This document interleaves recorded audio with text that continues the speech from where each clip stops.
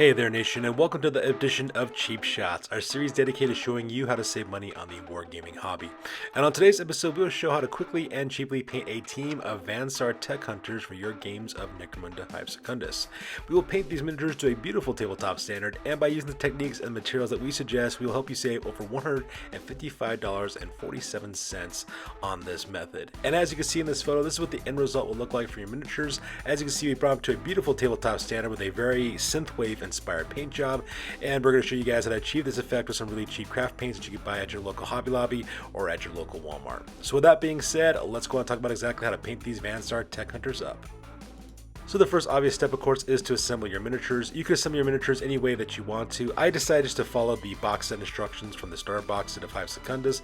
That way we have 4 Tek hunters that could be equipped either as really basic or as more advanced as the campaign continues as well. And once your miniatures are fully completed, the first thing we have to do, of course, is to prime your miniatures. So priming is a very important step in miniature painting, and the reason why that is the case because your primer does a couple of things. The first thing that your primer does, it actually allows your acrylic paints to adhere to your miniature. After all, if you do try to paint your miniature without using any primer, there's not enough surface tension to keep the acrylic paint adhered to your miniature, so the slightest bit of friction will cause the paint to rub off your miniature, which of course will ruin your overall finish. The second thing that primer also does as well is that the color of the primer that you use also has a large impact on the vibrancy of the colors that you will have and the value that you will have on your miniatures as well. For example, if you're going for more of a darker paint tone, ideally you want to use like a darker primer, whereas a more vibrant or brightly colored paint job, you want to use a lighter primer. Now in this situation, I like to use Rust-Oleum flat black primer for these guys, and the reason why is because I'm doing a synthwave inspired paint job with these characters that's going to require a lot of Zenithal highlighting.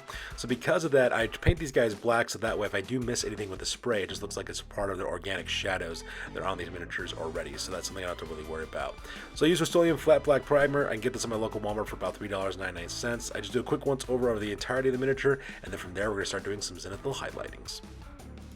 So the very first color I actually use is Hunter Green by Krylon Satin Paint. You can get this at your local Walmart for about $3.99, and I do Zenithal highlighting with this flat green spray paint directly from the top left-hand corner of the miniatures going to the bottom right-hand corner. Now the reason why I do this is that way it kind of creates this kind of green shadowy effect in the recesses of the miniatures, so that way whatever I don't hit with my brighter colors, it kind of looks like it's part of like this glowing green kind of effect for these Saar hunters. So from there I decided to use Rust-Oleum Deep Teal as the next color I decided to do another Zenithal highlighting. This time I'm going for the upper right hand corner of the miniature, aiming directly towards the bottom left hand corner. I get this from my local Walmart for $3.99. It's a beautiful teal color that also contrasts very nicely with the green that I spent these miniatures as well. And I spray from the upper hand corner going downwards, so that way we have this kind of like neat kind of glowing greenish blue effect for the miniatures as well. And the very last spray I decided to go with is once again is to go from the upper hand corner to the left hand side once again, and this time I'm using Rust-Oleum Magenta. You can get this at your local Walmart for about $3.99. This magenta color kind of adds this nice little magenta purplish color to the overall color scheme for the miniatures. It also contrasts nicely with the blue and the teal and the green that we did earlier, and because of that our Zenithal spraying is over with, and most of our synthwave inspired paint job is actually pretty much completed at this point. So now that we're done with all the Zenithal spraying, the last thing we do is to do a quick dry brush all over the entirety of the miniature. For the color I like to use for this is Lag Lag Mist. You can get this at your local Walmart for about 50 cents. I do a quick dry brush all over the entirety of the miniature. Now dry brushing does a couple of things. The first thing that it does is it actually creates the illusion of depth in your miniature by leaving the pigment of the paint on the raised surfaces of your miniature while leaving the darker colored in the recesses. By doing this, it kind of creates the illusion that you have depth because you have shadows as well as highlights. At the same time, it brings a lot of the details we couldn't see earlier, things like the texturing of the armor that they're wearing, the folds of fabric, that sort of thing. And as you can see, I just do a quick once over real fast with some lilac mist all over the entirety of the miniature, bring a lot of those details that we couldn't see earlier from the Zenithal spraying that we did before. Now, an important thing to remember about dry brushing, you should always start off with a light dry brush first, because the reason why is you can always build up the successful layers of dry brushing on your miniatures if you want to. After all, it's very easy to add more, but it's very difficult to actually take off once you start doing your dry brushing, so do keep that in mind. And because most of the miniatures are actually been painted with the Zenithal spraying that we actually did with the spray paint, actually the thing we're going to be focusing on for these miniatures are the fine details. So one of the details we're actually going to start working on, of course, are the tubes of energy that are running along the shoulders as well as the rib cages of these miniatures. I decided to pick that out 2 thin layers of lime sherbet by Apple Barrel Paint. You can get this at your local Walmart for about 50 cents. It's a beautiful pastel lime green color that contrasts nicely with all the purples and blues and teals that are on these miniatures. At the same time, it kind of adds like this neat little glowing effect. So we look for any power cables that are running over the characters' bodies. We put 2 thin layers of that, and we're ready to move on to our next highlight. So to make sure that those energy cells and those energy tubes have an even more kind of austere as well as mysterious look to them, I decided to put another layer of green directly on top of that. In that case, I used Apple Barrel's Kiwi paint. This is actually a very bright green, almost like a lime green kind of paint, and I like to use this color because it contrasts so nicely with the rest of the miniatures. It looks like it's actually kind of glowing there in the dark. So I just put a single layer of the Kiwi directly on top of the lime sherbet. The lime sherbet actually kind of bleeds through a little bit from the Kiwi because craft paints are kind of thin, but at the same time though, it kind of creates this kind of glowing green ethereal look on the miniatures that contrasts nicely against the Zenithal spraying that we did, and also it actually makes it very eye-catching as well on the miniature. The next detail we're going to focus on is on the flesh on some of these miniatures. So 2 of these tech hunters do have their heads exposed, and I want to give this idea that these guys are kind of sickly, like something is definitely wrong with them, that like they're not 100% human anymore because of either the toxins or the radiation that's in their blood. So I decided to give them kind of like a grayish skin tone, kind of like Escher Death Maidens. To achieve that effect, I decided to paint their flesh in 2 thin layers of pewter gray by Apple Barrel Paint. You can get this at your local Walmart for about 50 cents. I just do 2 thin coats directly onto the parts of the flesh that are exposed with the faces, and once we're done with that, we're ready to move on to a dry brush.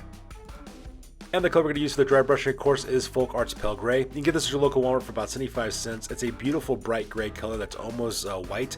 And I like to use this for a lot of dry brushing as well as for painting a lot of white colors on my miniatures. With this, I just do a quick dry brushing over the face. As you can see, it brings a lot of details we couldn't see before, like the bridges of the nose as well as the the brows of the eyes. It also brings out any kind of severed necks are also embedded into their bodies as well. And now that we're done with that detail, next thing we got to do is paint the facial hair. So next detail we're going to paint is the hair on both of these characters. We're going to paint their head. They got like this kind of like this mohawk looking strip right down in the middle of their head. So to pick out that detail, we're putting in 2 thin layers of pale gray by Folk Art. It contrasts nicely with the pewter gray that we had before so that we can see that detail. And we also pick out the goatee that the fighter on the right hand side has as well. And once we're actually done with that dry brushing, the next thing we start working on are on the weapons. So the next detail we're going to work on are the weapons casings as well as the photolumens that are located on the shoulders of these fighters as well. So to pick up that that detail, we're going to pick it out in 2 thin layers of Delta Serum Coats Mermaid Blue. You get this at your local Walmart for about 65 cents. Now the reason why we're using this paint job is because we're actually going to put 2 different colors on top of these weapons to have it contrast nicely with the synthwave purple and green and magenta that we have going on earlier with the miniature. And the reason why is because the darker paint tone is not really great for bright colors like this. Unfortunately, that's one of the side effects about using primers. Has the effect.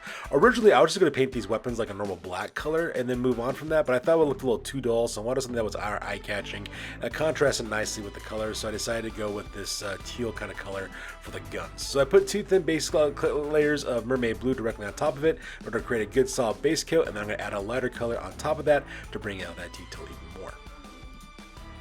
And what we do, of course, is put 1 thin layer of Laguna by Apple Barrel Paint. It costs 50 cents at your local Walmart. We're just going to put that directly on all the weapon casings that we did earlier, so that way you have this nice kind of solid or kind of teal color for the guns. That way it contrasts with the rest of the paint job that we're doing for these miniatures. And once we're done with the base coat, the next thing we got to do, of course, is a dry brush. For the dry brushing on the weapons, I decided to use a thin coat of Dutch Aqua by Folk Art. It's a nice pastel teal color, almost like a light creamy teal color, that I use a dry brush all over the weapons and just do a quick once over. As you can see, the dry brushing brings out a lot of the details we couldn't see on the weapons, like the individual pieces of the weaponry paneling, as well as some controls mechanisms that are on these things as well. It brings a lot of those details that we couldn't see earlier. After the weapons, the next thing we're going to work on is some of the leather goods these characters are wearing. So some of these guys are actually wearing holsters on their thighs, as well as the sniper who's got the cloak on as well. So bring out those details. I decided to paint those leather details in 2 thin layers of pavement paint by Apple Barrel Paint. It's actually a very dark gray color that's almost black, but the reason why I like using pavement for is because it has a little bit of a grit texture to that paint. So that way when you do dry brushing, it catches a lot of those details and reveals it. So once you put 2 thin coats of the pavement paint, the next thing we got to do, of course, is a dry brush. And once again, we just set up those leather goods that we did earlier with some pale gray by Folk Art. Just do a quick once over the dry brushing on the cloak, as well as the weapons holsters that are on their thighs, and ready to move on to actually working on the metallic elements for our miniatures.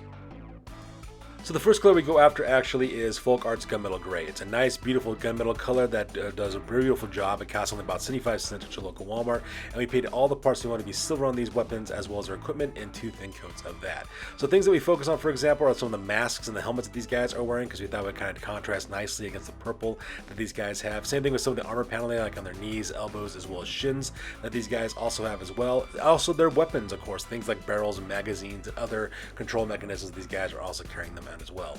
And once we've got all those colors picked out in silver, the next thing we have to work on now are the other metallic elements. So the other colors that we also use to bring out a lot of the visual elements we saw earlier are things like Folk Art's Copper, as well as Deco Art's Emperor's Gold. Now for the copper pieces that we actually did this for things like magazines and energy cells on the weapons that these characters are carrying. We also decided to put that on the weird spinal kind of tentacle thing that grows at the back of the head of some of these tech hunters. That way it contrasts nicely with the rest of the miniature. After that, I decided that the silver wasn't actually a good enough color to actually make the rest of the miniatures pop, so I decided to use Deco Art's Emperor's Gold, which also costs 65 cents to local Walmart, and I decided to actually pick out those details in gold instead. So things like the elbow, as well as the knee pads, for example, the various sockets and tube entry points that's built into the power armor that these guys are also wearing. So things of that nature. So whatever kind of details you want to be picked out in gold, just put 2 thin layers on that. Next we start working on some of the fine details. And the fine details I'm referring to, of course, are things like the lenses of their helmets, as well as the weapon sets that these guys are carrying as well. So for the lenses that they have on the helmets and the masks, I decided to pick out 2 thin layers of green turquoise. You can get this paint at your local Walmart for about 50 cents. It's a beautiful green turquoise color that contrasts nicely with the rest of the paint job. We just put 2 thin dots of all the materials that we want to have colored, and from there we're ready to move on to an oil wash. So the oil wash we're going to use for these guys, of course, is Midwax Polyshade Acrylic in Mission Oak color. Now, usually when you do an oil wash, a lot of painters like to use Army Painter Strong Tone, which is perfectly fine because it does exactly as it's done advertising. The problem, though, is that Army Painter Strong Tone costs $32 a can, while Midwax Polyshade's Acrylic costs $6.99, and you can get this at your local Walmart, and it pretty much does exactly the same thing. So what we decided to do is actually use this like a wash, and we paint this all over the entirety of the miniature. Now, the oil wash does a couple of things. The first thing that it does, it actually seeps directly into the recesses of the miniatures and brings a lot of the details we couldn't see earlier. Things like the different gaps between the armor panelings, the control mechanisms of the weapons, for example, the texturing on the clothing. All those details are actually brought up by the oil wash. The second thing the oil wash also does is basically smooths out the transitions between our base coats as well as our dry brushing. If you guys looked at the miniatures earlier, they have this kind of chalky kind of texturing to them. That's because it's a side effect of the dry brushing. But by adding this oil wash on, it causes our dry brushing as well as our base coats to kind of blend together, and it smooths out that transition. It makes it look very organic. The third thing that it also does too, as you can notice, it actually darkens on the value and the vibrancy of the colors that we used on the miniatures earlier. And that's the reason why we use such bright colors in the beginning of this painting system, so that way it can mean to take into account that the oil wash is going to darken it down. Now you do have to let this stuff dry and cure for 24 hours because there is polyurethane mixed in with the stain, which is quite nice because it means that you'll have a nice clear coated outer shell in the miniature that will protect it from fading as well as weathering. It will give you a high gloss sheen, so if you don't like that high gloss sheen, I'll talk about how to get rid of it when we get to the final steps of our miniature painting process. Alright, so the next thing we're going to do now is start working on the bases of the miniatures as well. Now, like I said before, I want to go for like a synthwave kind of design on these miniatures, so I decided to kind of go with this neon kind of magenta color to make it look like it's like glowing from like the 1980s or like from the cyberpunk world or something like that. Plus at the same time, it gives us some good object source lighting, so we could explain why these guys have these magenta highlights on their armor as well. So I used a couple of colors in order to achieve this. The first thing I did, of course, I painted their bases in 2 thin layers of bright magenta by Albro paint. You get this look at your local Walmart for about 50 cents, and I painted directly onto the bases. Now, if you'll notice, that bright magenta color is actually quite dark looking, and the reason why is because we have those darker colors that we used earlier when we did our Zenithal highlighting for the miniatures. That's perfectly fine because that dark magenta color actually contrasts nicely with the Diva pink that we use for all the recesses of the miniature as well. So I want to make it look like the bases were glowing from like the recesses on the texturing on the bases. So I decided to pick those out 2 thin layers of that Diva pink. You can get this at your local Walmart for about 50 cents. And I painted directly into the lines, the squirrels, the grooves, and the vents of the bases and let that dry. So right now we have that nice like 2-tone looking color going on the bases right now. The next step is I did an all-over dry brushing with Lilac Mist by Albro Paint. Costs 50 cents at your local Walmart. Just a quick dry brushing directly over the entire of the bases in order to kind of create this look of kind of like a weathered kind of look to it. And to make it look like the bases kind of weathered and worn, I decided to do a quick dry brushing real quick with some Anniversary Silver by Folk Art. You can get this at your local Walmart for about 75 cents. It's a nice bright silver. It also kind of makes it look like it's kind of weathered on the decking on the raised surfaces of the miniature as well. And the very last step for the miniatures, of course, is to rim the bases in 2 thin coats of Folk Arts Skyline. You can get this at your local Walmart for about 75 cents. It's a beautiful kind of grayish blue color that I use for all the miniatures in the Studios collection for our Skirmish series, for like our Mordheim as well as our Necromunda miniatures. I just put 2 thin layers around the base, and we're pretty much done with these miniatures. Now the very last step, of course, is completely optional. That last step, of course, is using a matte varnish spray over the miniature to give you a matte finish on the miniatures. If you do like that high gloss look from the polyacrylic, you of course skip this step, but I decided I wanted a matte finish on my miniature, so I took some Krylon matte varnish spray, which you get your local one for about $5.99. I just did a quick once over with the matte varnish spray to kind of mute down the sheen, and in the end result, this is what the miniatures look like.